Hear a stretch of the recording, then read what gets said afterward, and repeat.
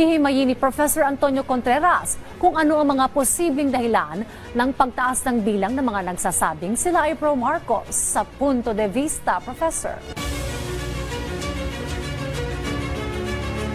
Maraming salamat Dayan at magandang umaga.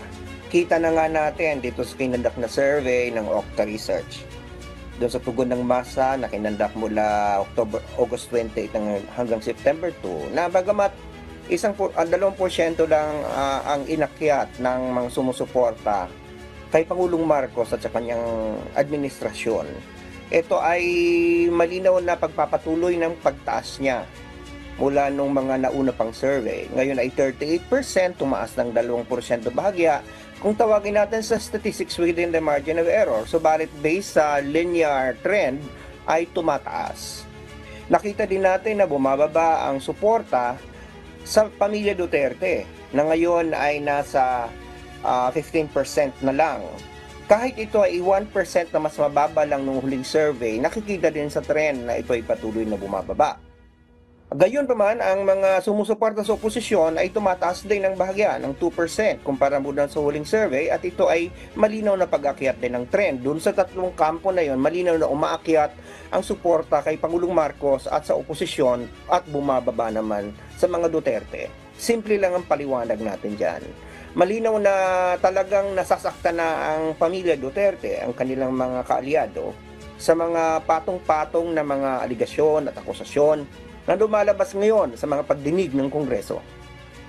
At hindi rin nakakatulong yung mga nakikita nila mga sinasabi o hasta maging ng Vice President o ng dating Pangulo relative to certain events like katulad nung pagkakahuli kay Pastor Apollo Kibuloy at siguro nakakatulong din kasi o nakakapababa din ng pasuporta sa kanila yung kanilang malinaw na pagkampi sa China ayon sa perspektibo ng mga mamamayan sapagkat nakita naman natin sa survey ng Pulse Asia na talagang mababa ang suporta ng China sa ating bayan.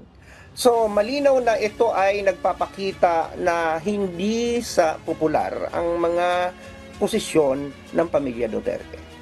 Ngunit kung titingnan natin, ang mas importanteng bigyan natin ng pansin at gusto kong himayin ay ang mga nagsabi na tahasan silang kumakampi sa administrasyon ni Pangulong Marcos o kaya sa oposisyon o kaya sa pamilya Duterte ay 60% lamang ng mga sumagot sa survey.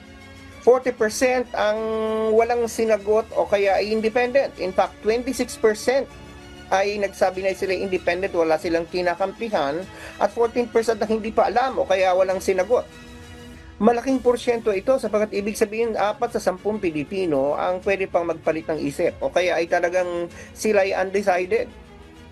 So yung mga nagsasabi na siguro ay eto na, marami nang mananalong pro-Marcos o kaya hindi wala ng pag-asa ang pro-Duterte, ay mag-ingat tayo sa ganung conclusion sapagkat merong 40% out there na tao na independent na pwedeng mag-sway sa resulta ng eleksyon.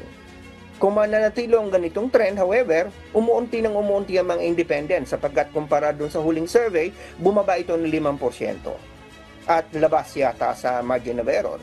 So yung mga naging independent natin ay talaga namang bumababa. Natural naman yan habang lumalapit ng eleksyon, unti-unti na nagkakaroon ng desisyon ng mga tao, kaya umuunti na yung nagiging independent, nasa gitna, hindi tumataya kung anumang kampo, at ang iba pa nga dyan ay nagpapalit na rin na parang teka muna, parang meron na akong desisyon. Sapagkat yung 40% galing mo sa independent o kaya doon sa wala pang napipili. Iba kasi yung independent sa wala pang napipili. Ang independent talagang pinili mo na wala kang kakampihan. Yan yung 26%. Yung 14% yan yung nagsasabi na wala pa akong mapili. Okay? Yung isa, wala talagang kinakampihan. Yung isa, wala pa akong desisyon. So malaking porsyento yan. 40% yan. Pwede yang mag-make or break ng isang kampo. Ngayon pa man, malinaw na patuloy pa rin tumataas ang suporta sa administrasyon. At ito ay isang malinaw na indikasyon na nagugustuhan ng tao ang ginagawa ni Pangulong Marcos. At malinaw din na bumababa ang suporta sa pamilyang Duterte at malinaw ito dapat na tingnan nila na mukhang meron silang ginagawang hindi nagugustuhan ng mamamayan. Yan lamang ang aking punto de vista ngayong umaga. Balik sa inyo yan sa studio Dayan. Again, maraming salamat at magandang umaga. Maraming salamat po, Professor Antonio Contreras.